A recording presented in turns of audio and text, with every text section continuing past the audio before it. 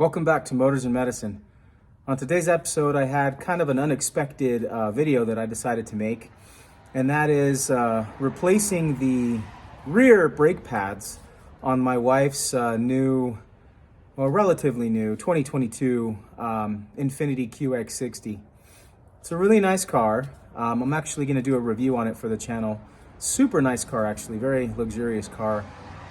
But like many modern all-wheel drive cars, which is what this is, the manufacturers are basically designing and tuning them so that instead of installing limited slip differentials in the back, they just use the braking system to brake the spinning wheel so that you kind of stay in a straight line and prevent yaw from occurring. So that being said, the rear brakes on modern all-wheel drive cars tend to wear out faster than front brakes, which is very surprising because usually the brakes in the front wear out faster because about 70% of the braking generally happens in front on most cars. But in all-wheel drive cars that are using rear brakes for added driving stability, when there's a spinning wheel, that's going to be the exception. And so in this case, my wife took her car in to have an oil change done. And when they were doing the inspection, they found that her front brakes were just fine, but her rear brakes only had like maybe 2 millimeters or 3 millimeters left of pad width, which means that it's just about time to replace them before it starts eating into the rotor. So I went ahead and ordered some new pads. The pads that we're going to be installing today are Evolution pads. I'm a big, these are from Power Stop. I'm a big fan of the Power Stop brake line. And I've always used these pads on most of my vehicles, whether it's on the SUVs or even on my Mustang. They're just really good pads, and they don't have a whole lot of brake dust because they're ceramic pads. So without further ado, I'm just gonna get started. I've already got the vehicle jacked up, and what I'm gonna do is just go and zip off the wheel and then show you guys kind of the process. It's pretty easy to remove the caliper and switch out the brake pads, but we'll get into that in just a sec. So I'm gonna go ahead and get going with this wheel removal.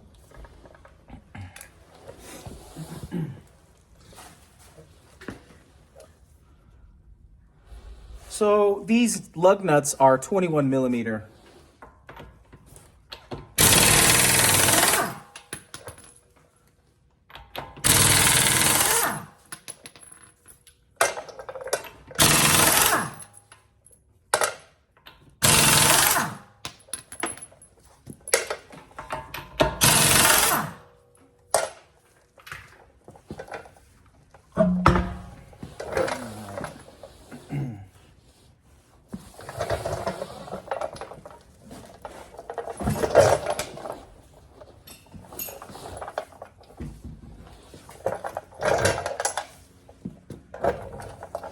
All right, so I'm gonna lean the camera down so you guys can see.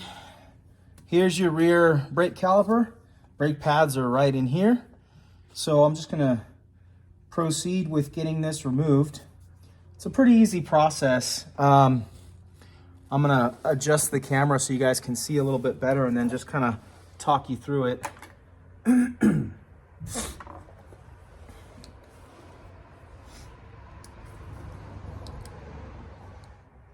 All right, so a good way to start this project, once you have the wheel and tire off, the caliper itself, the easiest way to get the piston to move in, because these rear brakes are just a single piston caliper.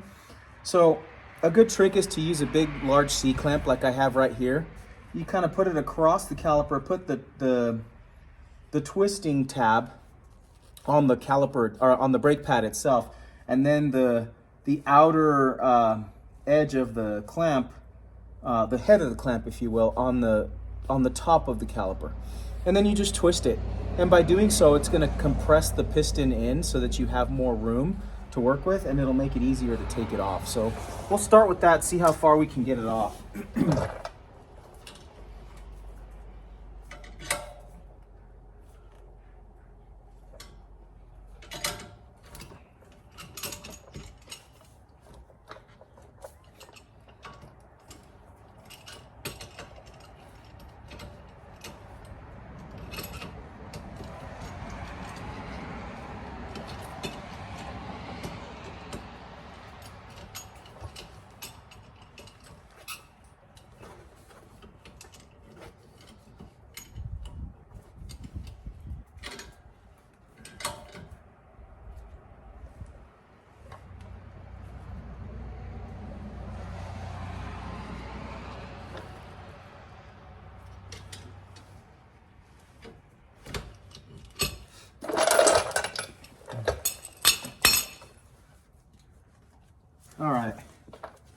So as you can see, I don't know if you can see that or not, but I can actually move the caliper now. So I've kind of pushed the piston in just a little bit, just to free it up so it's not biting anymore, so the hydraulic pressure isn't holding it and clamping it onto the caliper, or onto the brake pads.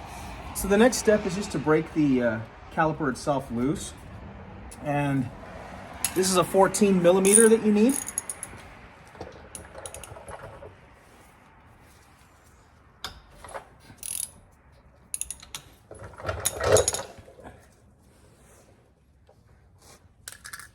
All right, so I went and grabbed a 17 millimeter because it looks like many of these rear calipers, many single piston calipers have this setup, but the caliper bolts have a nut on both ends, so you kind of have to use counter force on the opposite side of the nut so that you can break it loose. So we'll see how that goes here, see if I can break this loose.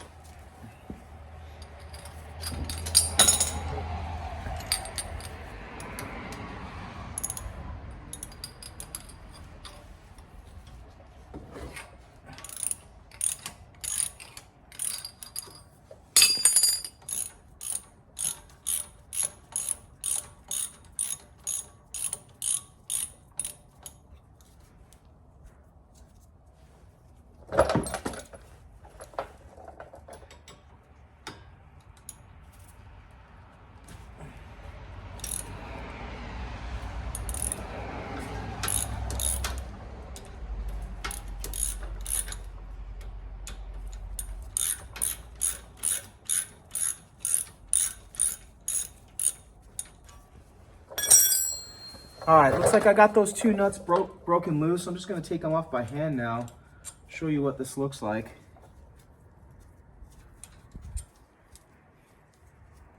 The caliper bolts are really small, they're not very big.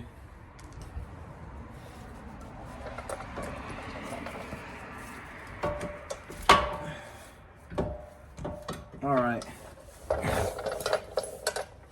So now I'm gonna just bring the camera in a little bit so you guys can see. This is your caliper right here. This is the piston right here. And these are the pads right here.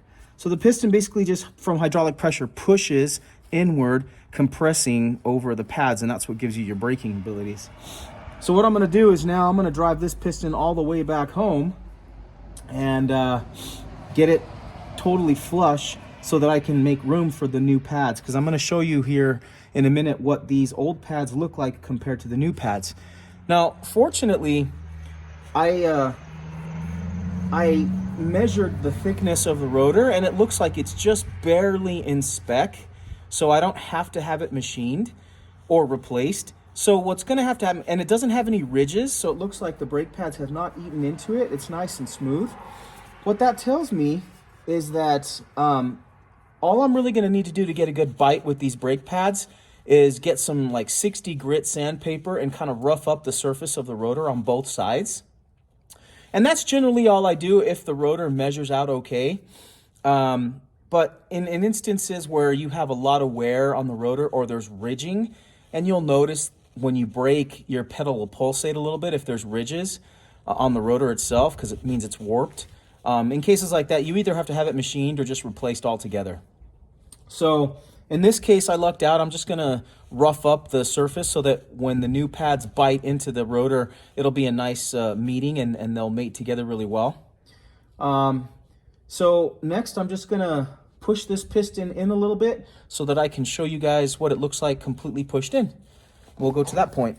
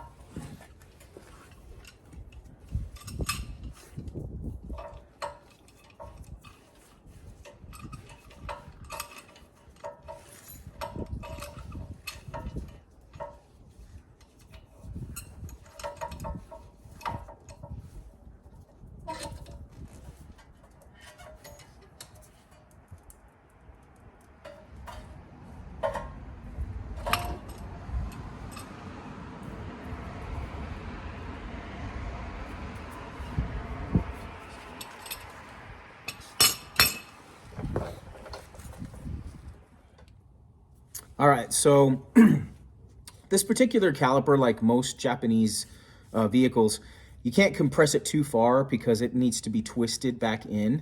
So there's a special tool you can buy to do that. In this case, I just used a needle nose and just kind of spread it apart. And what you do is you put it on the brake caliper just like I have it here. I'm gonna zoom in so you can kind of see what that looks like. And then you just twist, and you just twist it until you get the piston as far back as you can. That makes it easier to fit the pads, because what I'm going to do now is take off the old pads and compare them to the new so that you can see how worn out these pads really were.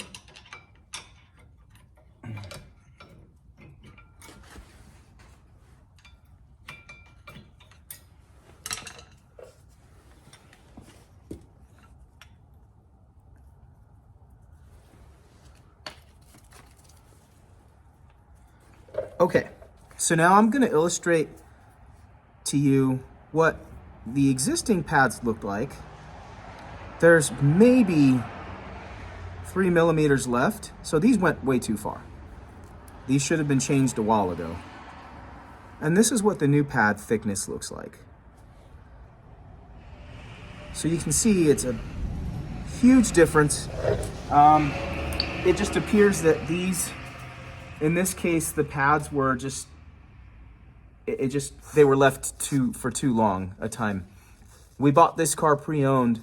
It's a 2022 Infiniti QX60, and it only has like 20,000 miles. But it surprises me that the rear brakes have been that activated. So it just goes to show that if you have a modern all-wheel drive vehicle that uses rear brake torque distribution, then your rear brake pads are going to wear out very quickly. So the next step here is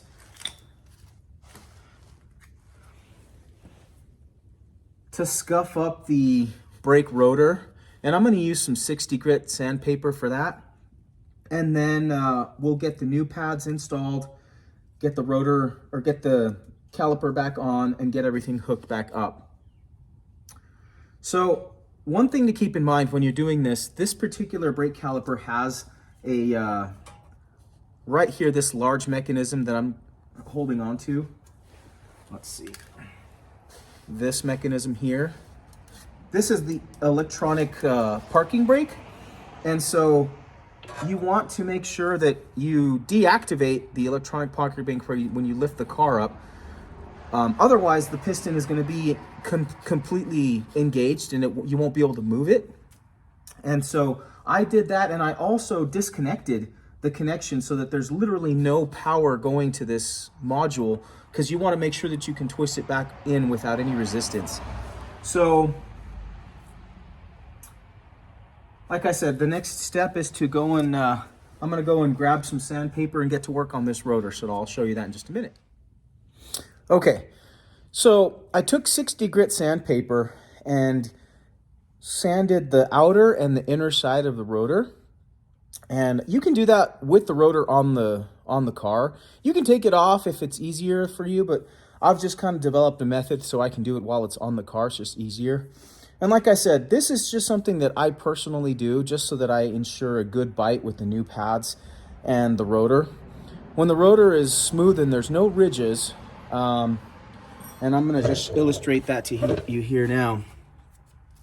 If you run your finger across the rotor and it's nice and smooth and there's no ridges of any kind, no warping, then you don't necessarily have to have the rotor machined. That's just my personal preference. If it's got any type of gouges or scoring or warping or ridges or anything like that, then it definitely needs to be machined or replaced. In this case, these rotors are still in good shape and they still measure within spec. So if you can see here up close, you can kind of see the cross hatching from all the sanding that I just did on it. You can see that here. And that's just to ensure that when the new pads start to bite on, when I bead them in and start applying the brake when I first start the car again, it'll kind of just give it a better clamping force. So the reality is that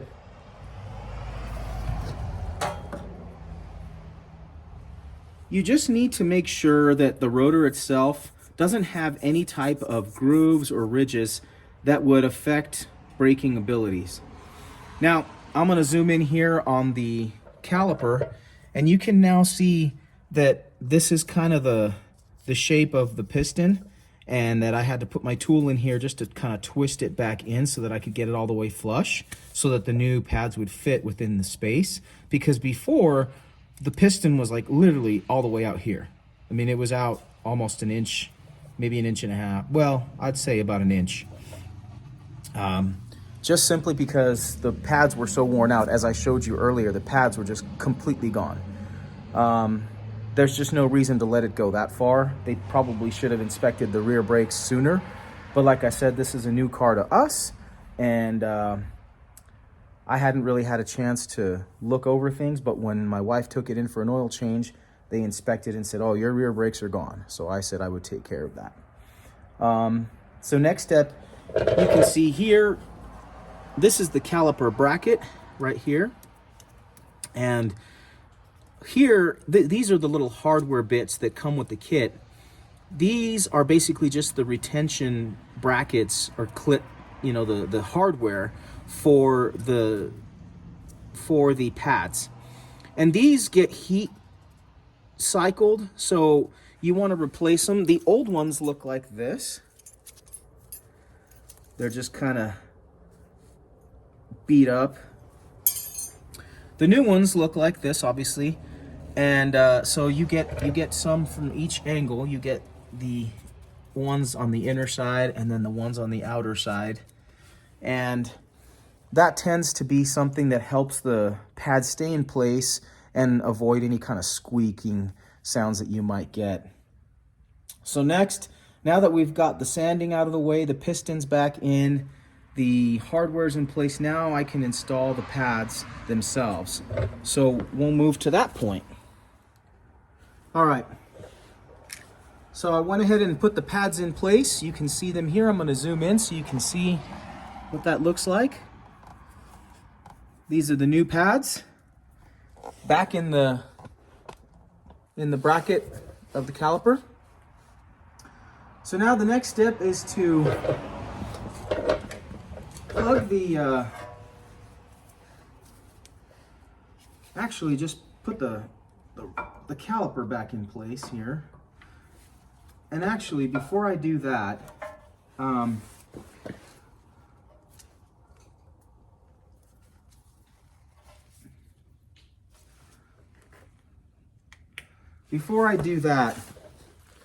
one thing, because these brakes had been kind of ridden kind of hard, and the piston was out so far, this particular kit comes with the replacement rubber insulators for the sliders on the caliper bracket. And so I'm actually going to replace those as well. I'm going to replace them and show you what that looks like.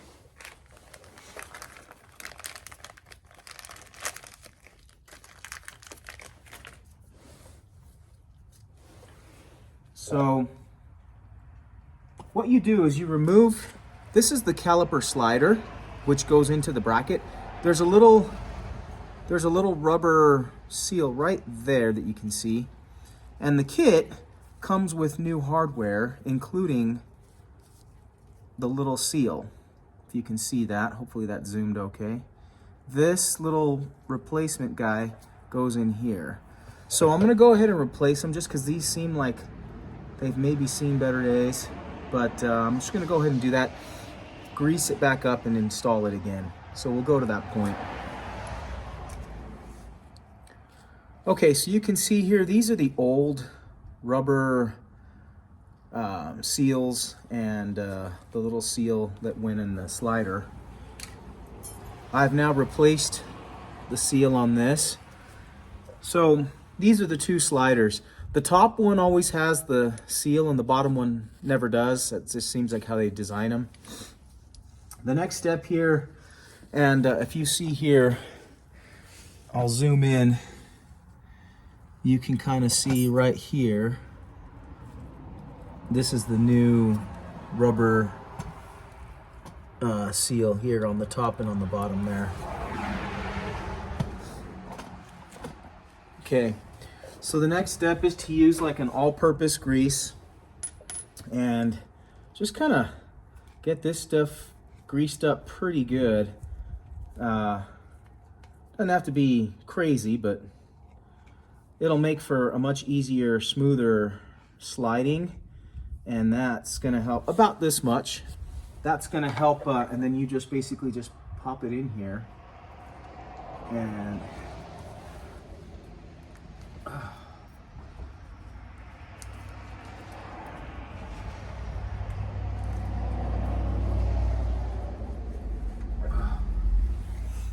kind of a mess. All right, so it's always a little struggle to get these back in. But you can see now, here we go. You can see this is back in here, and this one here on the bottom. You can see that, nice flex. Okay.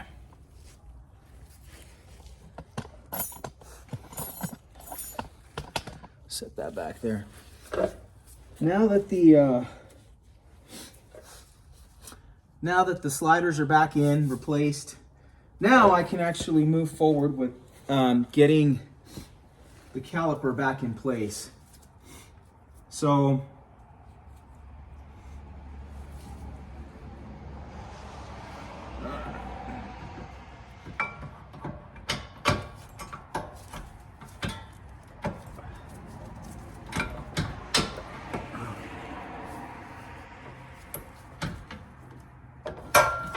and actually, I forgot one step, and that is when you're installing brake pads that are disc brake, you always want to dab just a little bit of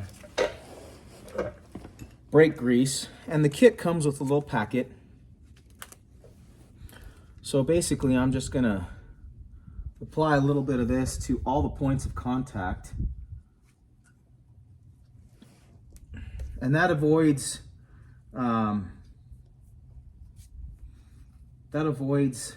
issues with squeaking, is what tends to happen when you do this and you don't put the grease in here.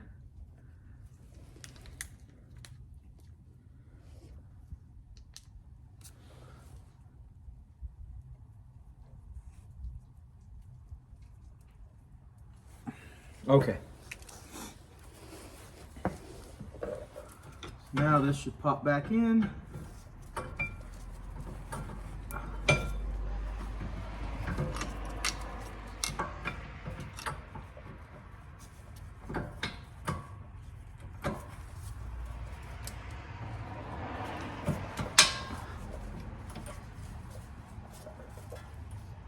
Okay.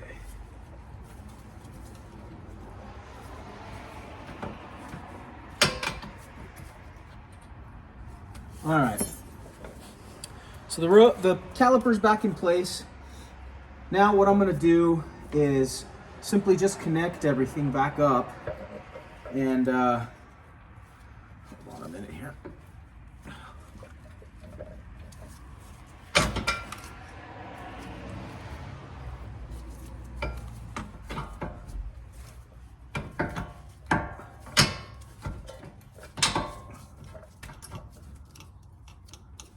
Okay. Had the brake cable twisted a little bit. Once you have it back in, then you simply just take the two retaining nuts for the caliper itself and start them kind of by loosely back in place.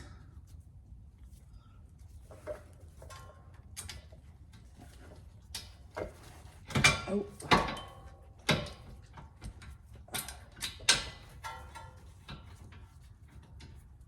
All right.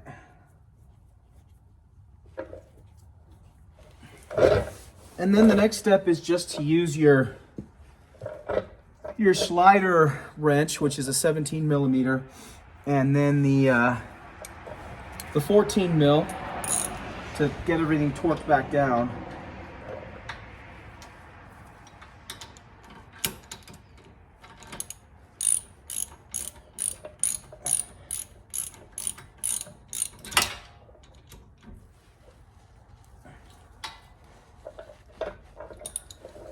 Doesn't have to be over tightened, just snug it down.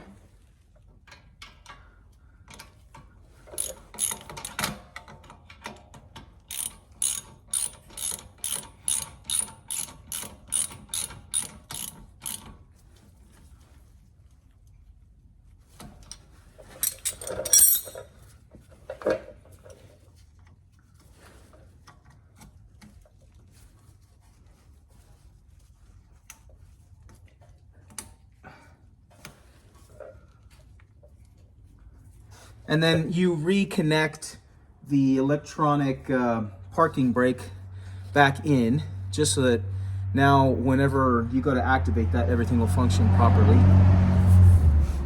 But essentially, I'm going to zoom in. This is what the finished product looks like.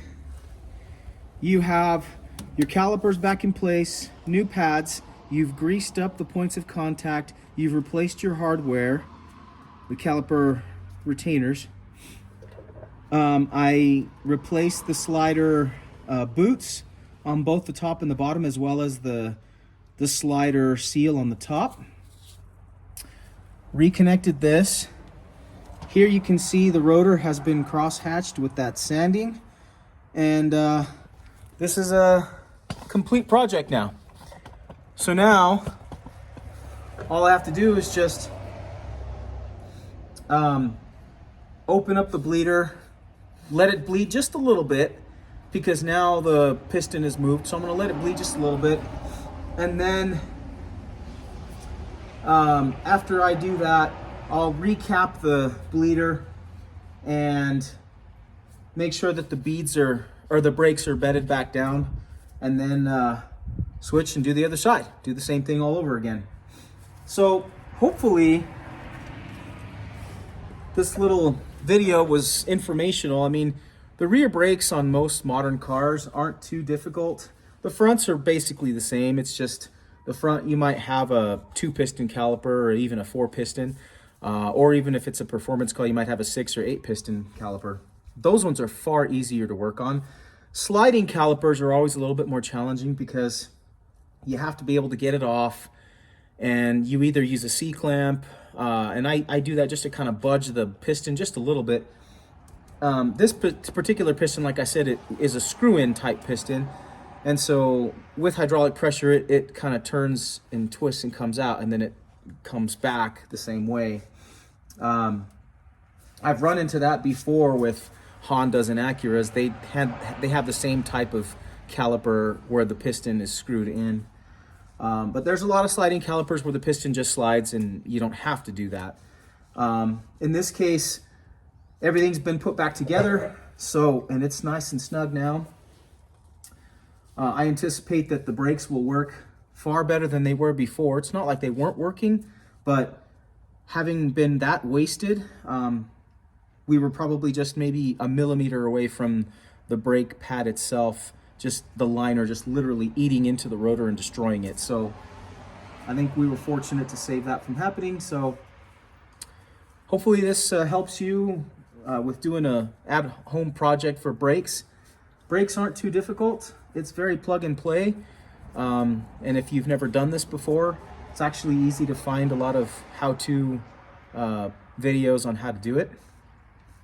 So until next time, I'm actually going to jump back in and we're going to do another install on the Bronco. I'll probably do that later today. So until then, this is Motors and Medicine signing off. Thanks for your support. Go ahead and hit the like button, subscribe if you haven't. Appreciate it.